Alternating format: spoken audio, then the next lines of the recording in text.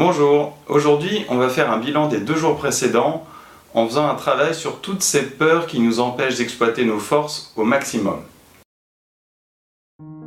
Comme je vous le disais dans les jours précédents, quand on a une force, une aptitude, un talent ou un atout pour faire un lien avec des vidéos précédentes et qu'on n'arrive pas à les exploiter à leur plein potentiel dans toutes les situations, notamment dans celles où on pense qu'il serait vraiment utile de le faire, eh bien c'est qu'on a des blocages quelque part qui sont soit des peurs, soit des croyances. Donc aujourd'hui nous allons nous attarder à ces peurs et pour chacune de celles qu'on a pu identifier dans ce qui nous bloque dans la mise en œuvre de nos forces, à leur plein potentiel, eh bien nous allons aller les interroger pour voir si elles nous paraissent fondées, réelles.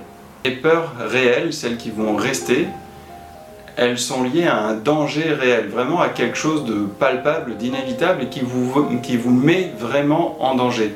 Il ne s'agit pas par exemple de la vie de quelqu'un, de ce que quelqu'un va penser de vous.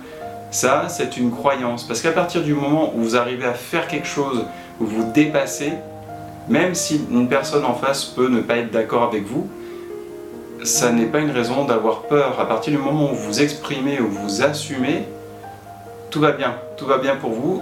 Ça, c'est une peur qui est plutôt de l'ordre de l'irréel et qui est plutôt de l'ordre de la peur de ne plus faire partie d'un groupe, de tout ce qui est lié à l'appartenance, ce genre de choses.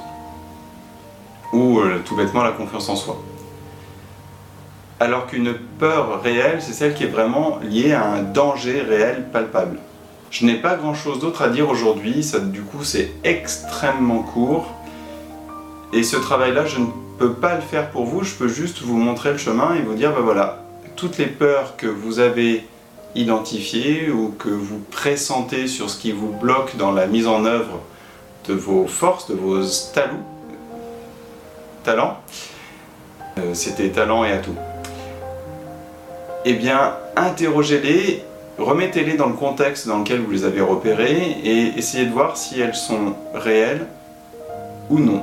C'est-à-dire fondées face à un danger vraiment réel, palpable, ou est-ce que c'est quelque chose, en fait, c'est une limitation que vous mettez parce qu'en fait vous projetez quelque chose, mais qui finalement n'a pas de concret.